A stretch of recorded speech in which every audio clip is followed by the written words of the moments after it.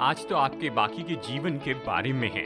ये कल के बारे में और उसके बाद के दिनों के बारे में, जो भविष्य परमेश्वर ने आपके लिए रखा है। जरूरी नहीं कि उसमें हम जीवन में केवल आधे तक पहुंचे। आपको अटके जैसे लगा हो, लेकिन ये जरूरी नहीं है। शायद आप निराश हैं। ये समय है कि आप उससे निपट लें। अगर आप अनिश्चित हैं, तो आप स्पष्टता पा सकते हैं। शायद आप न जाने आगे क्या है, पर परमेश्वर जानते हैं। वो वहाँ आपका और आपके कल का इंतजार कर रहे हैं। तो इसमें कदम बढ़ाएं और आपके जीवन के लिए परमेश्वर की उपस्थिति और उद्देश्य जान लें। आज से शुरू करते हैं, अभी शुरू करते हैं। ये समय है कि आगे बढ़ें। ये समय है कि हम अपनी परिस्थितियों के ऊपर आए, डर पर जयवंत हो, विश्वास से भविष्य का सामना करें, भूतकाल पर जयवंत हो जाएं और महान बातों को प्राप्त करने के लिए प्रोत्साहित हो। अपने जन्म के अधिकार का दावा करें, उसकी सामर्थ्य की घोषणा करें और प्रभु की प्रतिज्ञाओं का दावा करें। परमेश्वर ने हमारे लिए बहुत कुछ रखा है। ये रुकने का समय नहीं है। ये समय है कि आगे बढ़ते जाए। अगर आप दुर्भाग्यवश कोर्ट केस में फंस जाते हैं, तो शायद अपना वकील आप बनाएं फ्रैंक पी लुसियाना को कि वो आपका केस लड़ें। और वो तो हैकेनसैक न्यू जर्सी में बहुत ही माने हुए वकील हैं, न्यूयॉर्क शहर के हडसन के पास ही। आप लुसियाना को प्रतिदिन कोर्ट रूम में देख सकते हैं, जो डैपर सूट पहने हैं, पॉकेट स्क्वायर हैं, अपना हाथ उठाकर बहस करते हैं, लोगों का बचाव करते हैं। वो इसे बड़ी ऊर्जा और प्रभाव से करते हैं। लुसियाना क्लाइंट्स को काफी समय से बचाते आए हैं। मतलब 45 साल पहले लोकल अखबार में आया था कि ये तो शहर के सबसे व्यस्त क्रिमिनल लॉयर हैं। 22 साल पहले इसी अखबार ने उन्हें कहा कि ये कॉन्समेंट शोमैन हैं और न्यू जर्सी के सबसे पुराने सक्रिय अटर्नी हैं। और आज निश्चय लुसियाना सारे जज के सामने केस लड़ते हैं 97 साल की उम्र में। लुसियाना अपने नियम में आराम नहीं करते। वो कहते हैं इस व्यवसाय में बहुत ऊर्जा लगती है और इसने मेरे जीवन से बहुत कुछ लिया है। और वो कहते हैं कि मैं निरंतर केस तैयार करने में जुड़ा हूँ और ये तो बहुत ही दबाव है, मानसिक और शारीरिक भी। शारीरिक इसलिए क्योंकि जब ट्रायल में जाते हैं तो पूरा व्यक्तित्व अपने मुवक्किल को बचाने की कोशिश में लगता है और ये शरीर और मन को दबाव में रखता है। जब भविष्य के बारे में पूछा गया, लूसिया ने कहा, आशा है कि परमेश्वर मुझे इसे और भी करने देंगे। मैं रिटायर होना नहीं चाहता, फ्लोरिडा नहीं जाना चाहता, जो भी कर रहा हूं उसे करना चाहता हूं। व्यक्तिगत रूप में मुझे फ्लोरिडा जाना पसंद है, लेकिन मैं ऐसा ही करते रहूंगा। आशा है परमेश्वर निरंतर मुझे वही करने दे जिसे करने के लिए उसने बुलाया है। मेरा नाम अर्खिपुस तो नहीं है, लेकिन बाइबल में उसके लिए लिखा हुआ एक वचन में लेता हूं, मानो जैसे वो मेरे लिए लिखा है, और वो ये कहता है, अर्खिपुस से कहना कि जो सेवा प्रभु में तुझे सौंपी गई है उसे सावधानी के साथ पूरी करना। हाँ, आपकी भूमिका बदल जाएगी, आपका काम शायद बदल जाए और आपकी परिस्थिति शायद बदल जाए। शायद आपको कुछ बदलाव लाने पड़े, लेकिन एक बात तो कभी नहीं बदलेगी। जब तक प्रभु आपको इस पृथ्वी पर रखे हैं, उसने आपके लिए करने के लिए काम रखा है। इस संदेश के सिद्धांतों के लिए कोई एक्सपायरी डेट नहीं है। आप मसीह जीवन से रिटायर नहीं होते हैं, आप परमेश्वर की इच्छा से कभी बाहर नहीं जाते हैं। डॉक्टर रॉबर्ट क्लिंटन, जो फुलर सेमिनरी में इंटर कल्चरल स्टडीज पर सिखाते हैं, और उन्होंने अपने जीवन का बहुत सा समय इस विषय पर रिसर्च करने में बिताया, लीडरशिप डेवलपमेंट में। अपने स्टडी के भाग में उन्होंने बाइबल में से 1000 स्त्री और पुरुषों को देखा जिन्हें लीडर माना गया था। देश के लीडर, यहूदी लीडर, चर्च लीडर और पुरनीय, याजक, राजा और इस तरह के लोग।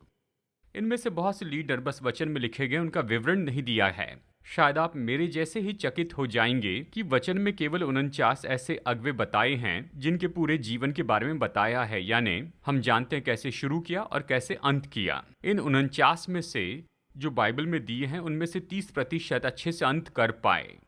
बाकी 70% उनके जीवन के लिए परमेश्वर की योजना में असफल रहे। ये हमें सचेत कर दें। कुछ अगवे जैसे शिमशोन और एली आधी जिंदगी में लड़खड़ा गए। दूसरे जैसे नोहा, दाऊद, यहोशापात, हिजकिया अपने अंत में लड़खड़ाएं। 30% के लिए प्रभु का धन्यवाद।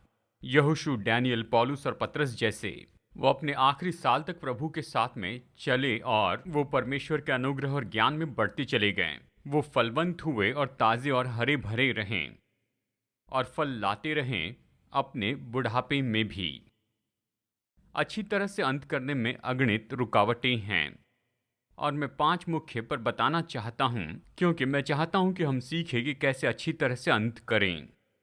इसके बजाय कि उनके बारे में बताऊं कि ये रुकावटें हैं, मैं कहना चाहता हूं कि वो चुनौतियां हैं।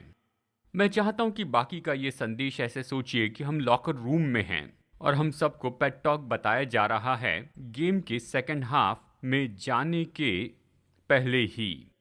तो उनमें से 5 चीजें ये हैं। नंबर 1, पूरा खत्म होने तक लक्ष्य पर ध्यान बनाए रखें। बाइबल में एक महान पूरा करने वाला सुलेमान था, राजा दाऊद का बेटा। सच में जब मैं शब्द खत्म करने के बारे में खोज कर रहा था तो पाया ये 1 दर्जन बार सुलेमान से जुड़ा है, खासकर भवन के निर्माण के बारे में। तो मैंने येलो पैड पर सुलेमान से संबंधित हर एक ऐसे वचन लिख लिए कि प्रभु के भवन का काम उसने पूरा किया। और जितनी भी बार मैंने ये कहानी पढ़ी तो मेरा ध्यान इस एक बात की ओर गया। ये दिलचस्प है कि एक छोटा शब्द आपको आकर्षित करता है और इसका बहुत सा अर्थ होता है। सुलेमान ने इसे केवल पूरा ही नहीं किया, लेकिन वो पूरी तरह से इसे पूरा करने वाला था। और जैसे मैंने इन वचनों का अध्ययन किया, मैं चाहता हूं कि आप इस पर गौर करें। नंबर 1, पहला राजा 6:22, उसने पूरे भवन का काम पूरा किया। 6:38 कहता है वो भवन उस सब समेत जो उसमें उचित समझा गया था बन चुका। 7:51 इस प्रकार जो काम राजा सुलेमान ने यहोवा के भवन के लिए किया वो सब पूरा हुआ। दूसरा इतिहास 5:1 इस प्रकार सुलेमान ने यहोवा के भवन के लिए जो काम बनवाया वो सब पूरा हो गया। दूसरा इतिहास 7:11 यूं सुलेमान यहोवा के भवन और यहोवा के भवन में जो कुछ उसने बनाना चाहा उसका मनोरथ पूरा हुआ। जब यरूशलेम में परमेश्वर का भवन बनाने की बात थी तो सुलेमान ने इसे पूरा किया। उसने कुछ भी अधूरा नहीं छोड़ा, और ये इसलिए क्योंकि उसके पिता ने ऐसे वातावरण में उसके लिए प्रार्थना की थी। दाऊद की प्रार्थना और सुलेमान के सामने उसकी चुनौती देखिए, इसके पहले कि दाऊद वहां से जाता और सुलेमान अधिकारी होता।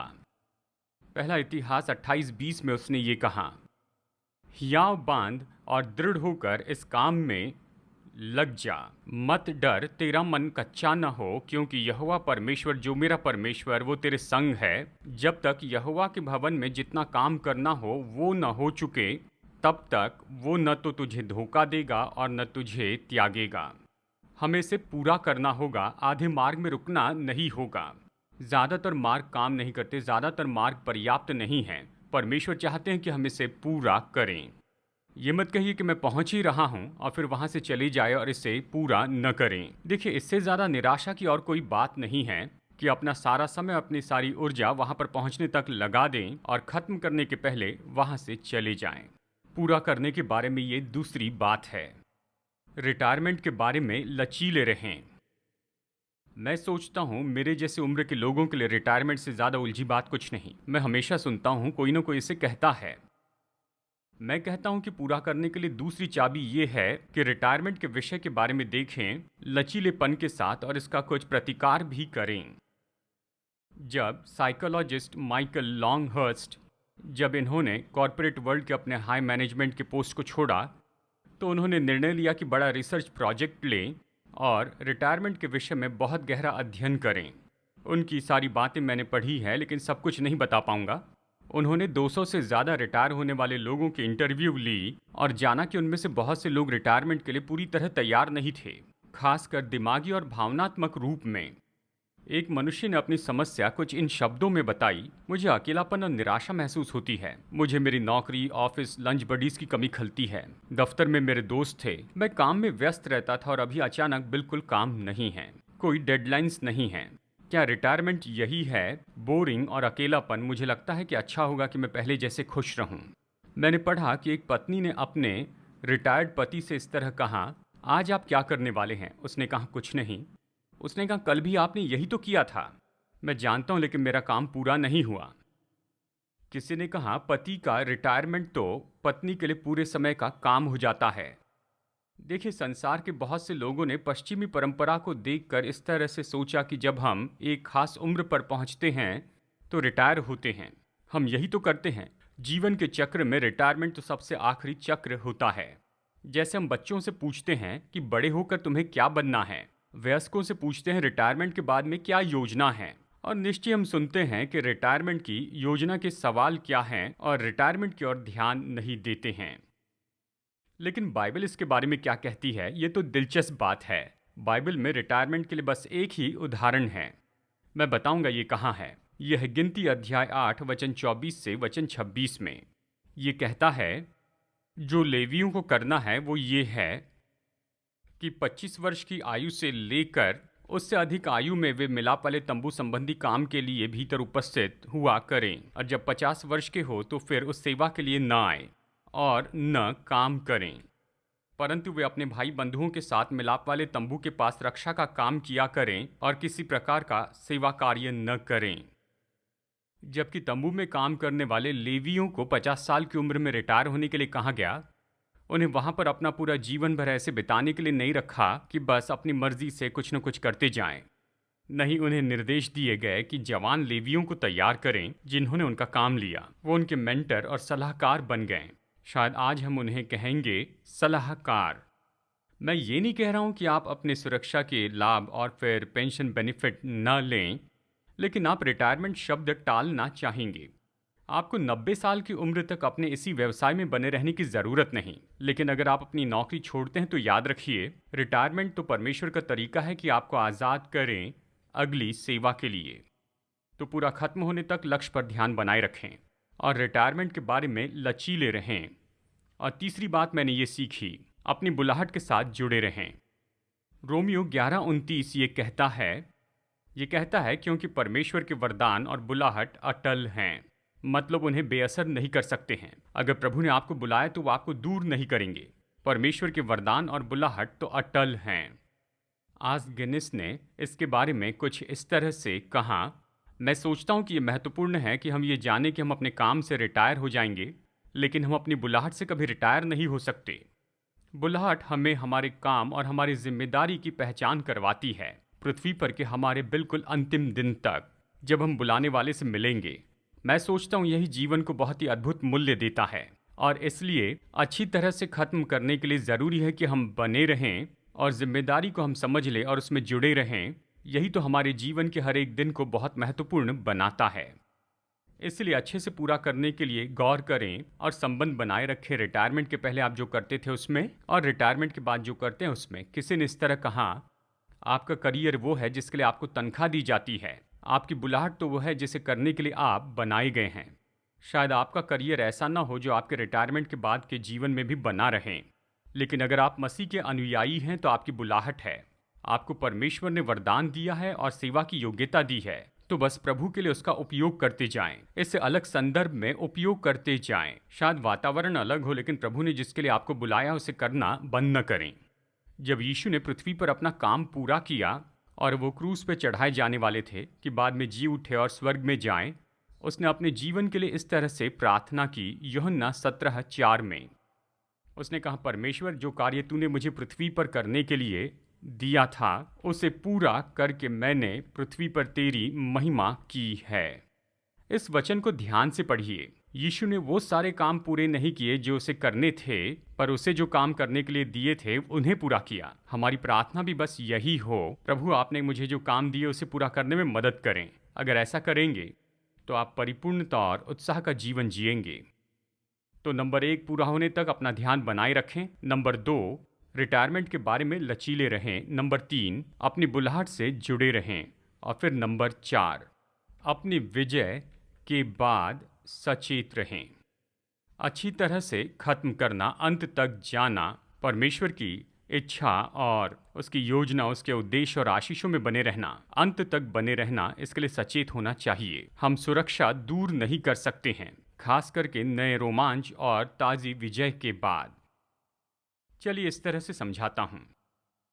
सन 2012 में डाना और मैं पहली बार स्विट्ज़रलैंड गए थे।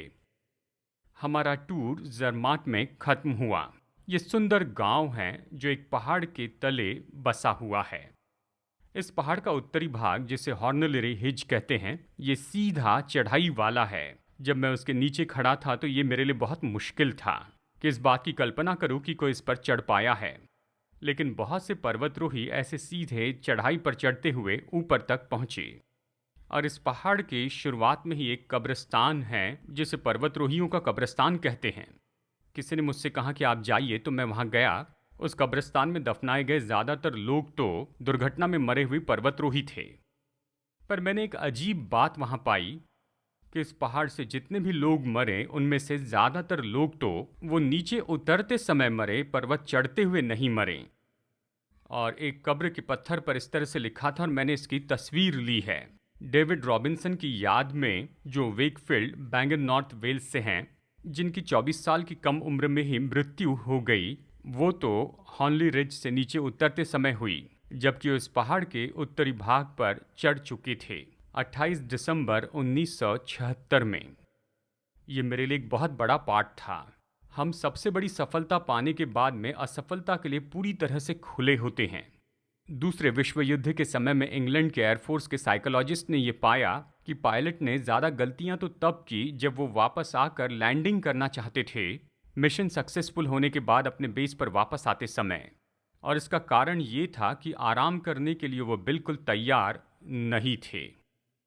पायलट और पर्वतरोही जैसे हम अपनी उपलब्धियों में इतने खो जाते हैं और जो हमने शुरू किया उस पर गौर करने में चूक जाते हैं। मैं सोचता हूँ राजा दाऊद इस कारण मुश्किल में फंसा। वो बत्शेबा के साथ इस मुश्किल में इसलिए पड़ा क्योंकि उसने महान सफलता पाई थी। अपने शत्रु के साथ के हर युद्ध में वो जयवंत हुआ। बाइबल कहती है कि उस समय पूरी शांति थी।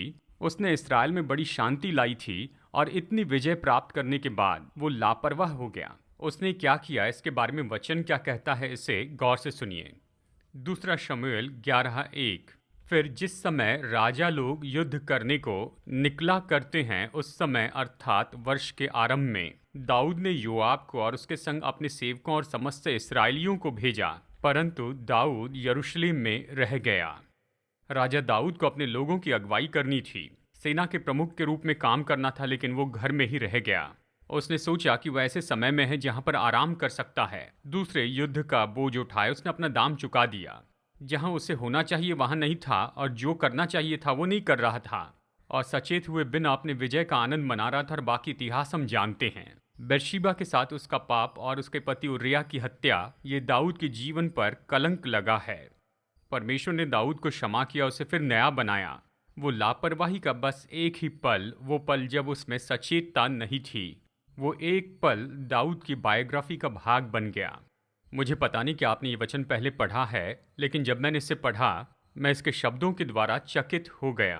पहला राजा 15:5 इस तरह कहता है, क्योंकि दाऊद वो किया करता था जो यहोवा की दृष्टि में ठीक था, और हित्ती उरिय्याह की बात के सिवाय और किसी बात में यहोवा की किसी आज्ञा से जीवन भर कभी न मुड़ा।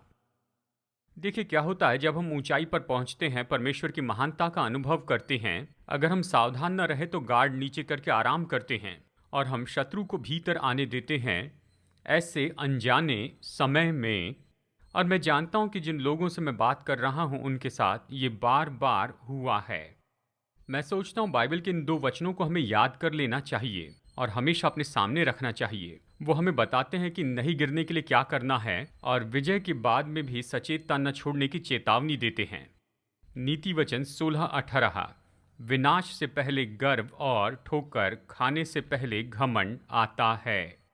पहला कुरिन्थियों 10:12। इसीलिए जो समझता है कि मैं स्थिर हूँ, वो चौकस रहे कि कहीं गिर न पड़े। तो ये चुनौतियां हैं, जैसे हम जीवन के दूसरे भाग के लिए तैयार हो रहे हैं। पूरा खत्म होने तक ध्यान बनाए रखें, रिटायरमेंट के लिए लचीले रहें, अपनी बुलाहट से जुड़े रहें, अपनी विजय के बाद सचेत रहें, और अंत में फिर उन्नति के लिए तैयार रहें। निश्चित कीजिए कि आप बिल्कुल तैयार हैं कि परमेश्वर जहां चाहे आपको फिर से उन्नति दें। प्रभु ने आपके लिए आगे क्या रखा है उसकी अपेक्षा करते रहें। दोस्तों, ये देखने के लिए हमें इतिहास में या फिर बाइबल की गहराई में जाने की ज़रूरत नहीं कि महान उपलब्धियां उन लोगों के द्वारा हासिल की गई जो रिटायरमेंट की उम्र को पार कर चुके थे। Pianist comedian Victor Borge, the clown prince of Denmark, बड़े ऑडियंस को आकर्षित करते रहे अपने मृत्यु के समय तक, यानी 91 की उम्र तक। जैसे आज मैं आपसे बातें कर रहा हूँ, सिंगर टोनी बेनेट 93 साल के हैं और उनका दिल केवल सैन फ्रांसिस्को में ही नहीं है और बहुत से दूसरे शहरों में भी है जहाँ पर वो हर साल जाकर गाते हैं। 90 साल के मास्टर चैडलस कसाओ, उनसे पूछा गया दिन में 8 घंटे क्यों प्रैक्टिस करते हैं, तो कहा मैं सोचता हूँ मैं बेहतर हो रहा हूँ। विख्यात लेखक पर्ल बर्क और मिशनरीज टू चाइना की बेटी ने कहा मैं अपने जीवन में आदर की जगह पर पहुंची हूँ क्योंकि मैं बूढ़ी हूँ और मैं जवान नहीं रही। 50 साल पहले जैसे मैं थे उससे भी ज़्यादा उपयोगी व्यक्ति हूँ, या 40 साल पहले या 20 साल पहले या 10 साल पहले। उन्होंने कहा 70 साल की उम्र के बाद मैंने बहुत कुछ सीखा है। इसलिए बहुत जल्दी खुद के लिए हिम्मत न हारें। प्रभु आपके जीवन में आपके रिटायरमेंट के बाद के साल में जो आशीष उंडेलना चाहते हैं उसे मना मत कीजिए। अगर आपको अपना काम बदलना है तो बदल दीजिए, लेकिन प्रभु की सेवा करना बंद मत कीजिए। क्योंकि मैं विश्वास करता हूं कि हमारे चर्च में सबसे महान योग्यता जिसका उपयोग नहीं किया गया वो ऐसे लोग हैं जो एक उम्र में पहुंच जाते हैं और उनकी ये मानसिकता हो जाती है जो परंपरा उन पर जबरदस्ती लाती है, जो कहते हैं कि इस उम्र के बाद में आपको सब छोड़ना है, रोकना है, लेकिन वो अपने महत्व को खो देते हैं और अपना मूल्य खो देते हैं और जीवन का आनंद भी खो देते हैं। प्रभु इस पृथ्वी पर हमें जितने साल देना चाहे दें और हम उनमें से हर एक साल को प्रभु राज्य के लिए उपयोगी बनाएं। आपको प्रोत्साहित करने के लिए ये कुछ वचन हैं कि आपने निश्चय मुझे यहाँ पर रखा है। ये हमारे अनुग्रहकारी पिता ने हमें दिया है कि हमें जीवन भर विश्वास योग्य रखें। हमने जो पहले सीखा उसे मत भूलिए। अगर आप मरे नहीं हैं तो आपका काम पूरा नहीं हुआ। भजन संहिता 92 ये कहता है, धर्मी लोग खजूर के समान फूले फलेंगे और लबनोन के देवदार के समान बढ़ते रहेंगे। वे यहोवा के भवन में रोपे जाकर हमारे परमेश्वर के आंगनों में फूले फलेंगे। वे पुराने होने पर भी फलते रहेंगे और रस भरे और लहलहाते रहेंगे। यशायाह 46:4, तुम्हारे बुढ़ापे में भी मैं वैसा ही बना रहूंगा, तुम्हारे बाल पकने के समय तक तुम्हें उठाए रहूंगा। मैंने तुम्हें बनाया और तुम्हें लिए फिरता रहूंगा, मैं तुम्हें उठाए रहूंगा और छुड़ाता भी रहूंगा। मैंने अपने जीवन के लिए ये प्रार्थना की है। भजन संहिता 71 वचन 18। इसलिए हे परमेश्वर, जब मैं बूढ़ा हो गया हूँ और मेरे बाल पक गए तभी तू मुझे न छोड़, जब तक मैं आने वाली पीढ़ी के लोगों को तेरा बाहुबल और सब उत्पन्न होने वालों को तेरा पराक्रम न सुनाऊं। हाँ, परमेश्वर अंत के समय तक हमारा उपयोग करते हैं अगर हम उसके लिए खुद को उपयोगी बनाते हैं तो।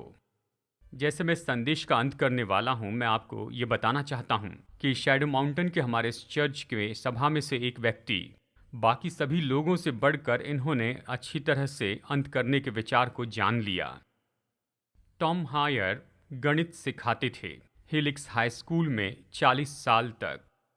बचपन में सैन डिएगो स्टेट में पढ़ाई करते हुए यीशु को स्वीकार किया और फिर वो सिखाने लग गए। उन्हें अपना काम पसंद था। मुझे याद है कई साल पहले उनके स्कूल में मैं उनसे मिला। मैं हेलिक्स में कोच से मिलने गया था, कोशिश कर रहा था कि मेरे बेटे को फुटबॉल में स्कॉलरशिप मिले, और उन्होंने कहा कि आपके चर्च के एक शिक्षक यहाँ पर हैं, और फिर मेरी पहचान करवाई। टॉम हायर से मेरी वहाँ पहली मुलाकात हुई। वो अपने विद्यार्थियों से प्रेम करते थे, वो वहाँ पर केवल काम करने के लिए नहीं थे। उन्होंने क्रिश्चियन क्लब वहाँ शुरू किया जिसने बहुत से लोगों के जीवन पर प्रभाव डाला। सब बच्चे उनसे प्यार करते थे और जो भी काम वो करते थे उसमें बहुत माहिर थे।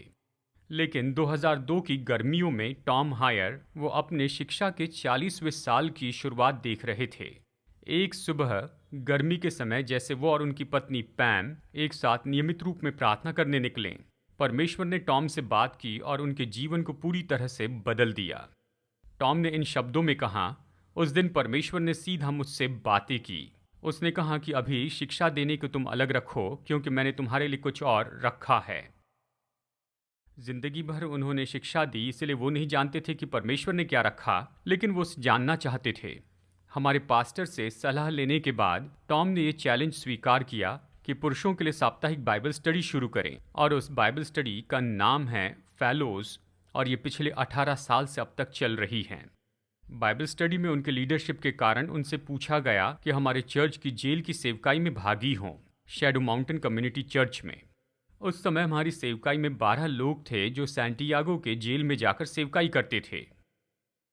एक बार फिर से टॉम ने प्रार्थना करके ये चुनौती स्वीकार की, और तब से जो हुआ वो सच में बहुत अद्भुत है। जैसे कि आज वो यहाँ अपनी सेवकाई के लगभग 17 साल पूरे करने वाले हैं। परमेश्वर ने उनके सेवकाई के लिए द्वार खोले कि हर जगह जाकर वो सेवकाई कर सकें। वो सेवकाई करते हैं इनमेट्स, परोली, पुराने अपराधी और बच्चों के बीच, और दूसरे परिवार के लोगों में, और यहाँ तक कि जेल के स्टाफ के साथ मिलकर काम करते हैं। टॉम के अनुसार प्रिजन शब्द में जो पी है वो जेल के लिए नहीं, पर ये लोगों के लिए है, यानी पीपल, जिनसे परमेश्वर बिना शर्त के प्रेम से प्रेम रखते हैं। हर हफ्ते यहाँ शैडो माउंटेन से 40 अलग अलग टीम मेंबर्स 8 अलग अलग जेलों में जाते हैं। हर महीने लगभग 30 सभाएं करते हैं, जिसमें लगभग 600 अपराधी स्त्री, पुरुष और जवान हैं जो उपस्थित रहते हैं। और क्रिसमस में माता पिता के द्वारा त्यागे गए बच्चों के लिए बहुत अच्छा भोजन दिया जाता है। सैकड़ों बच्चे कई बार अपनी माँ के साथ में इस कैंपस में होने वाले इस भोज में आते हैं। क्रिसमस के पहले आने वाले शनिवार को हमारा इवेंट सेंटर परिवारों से भरा होता है, जिन्हें शायद अनदेखा किया जाता अगर यह अद्भुत सेवकाई नहीं होती तो। कई साल पहले हमारी सेवकाई का एक नौजवान जेल में गया था जो रिहा हो गया, और वो टॉम हायर के पास में आए और बताया कि कैदियों के लिए क्रिसमस का समय कितना मुश्किल होता है। ये सबसे नीचे रहने का, अकेलेपन का समय होता है जहाँ पर लगता है कि सब ने उन्हें त्याग दिया। और उसने टॉम से पूछा कि ऐसे समय में लोगों के जीवन में बदलाव लाने के लिए क्या हम कुछ कर सकते हैं। और इस बातचीत का परिणाम हुआ the great Christmas cards mail out. पिछले क्रिसमस को सैकड़ों वॉलंटियर्स ने, उनमें से कुछ तो हमारे चर्च से हैं लेकिन बहुत से लोग सैंटियागो से हैं, और वो तो टॉम हायर्स के निर्देशन में शैडो माउंटेन प्रिजन मिनिस्ट्री में छुट्टियों के समय एक साथ आ गए और उन्होंने 15,000 से भी ज़्यादा क्रिसमस कार्ड्स भेजे जेल में रहने वाले कैदियों के लिए। सन 2002 की मॉर्निंग वॉक में जब परमेश्वर ने टॉम हायर से कहा, तो उन्होंने ऐसा चलन शुरू किया जो टॉम हायर के जाने के बाद भी चलते रहेगा। आज शैडो माउंटेन प्रिजन मिनिस्ट्री हमारे देश में चर्च के द्वारा स्पॉन्सर की जाने वाली सबसे बड़ी सेवकाई है, और ये उस एक व्यक्ति के जीवन के द्वारा शुरू हुआ जो रिटायर हो रहे थे, और टॉम हायर बिल्कुल तैयार थे कि फिर से काम करें। क्या आप तैयार हैं कि प्रभु आपका उपयोग करें? आप शायद सोचें कि अब तो मैं अंत में आ पहुंचा हूं। नहीं, अगर आप विश्वासी हैं तो परमेश्वर के पास आपके जीवन के लिए अधिकार है। अगर आप प्रभु का अवसर दें कि वह आपका उपयोग करें ऐसे दिनों में भी जहां पर आपने अपना पूरा वोकेशनल अनुभव पूरा कर लिया हो, तो आप पाएंगे कि परमेश्वर आपके जीवन के अंत में सबसे महान काम कर रहे हैं। उस समय तक आपके जीवन में उसने जो भी किया उन सब से बढ़कर।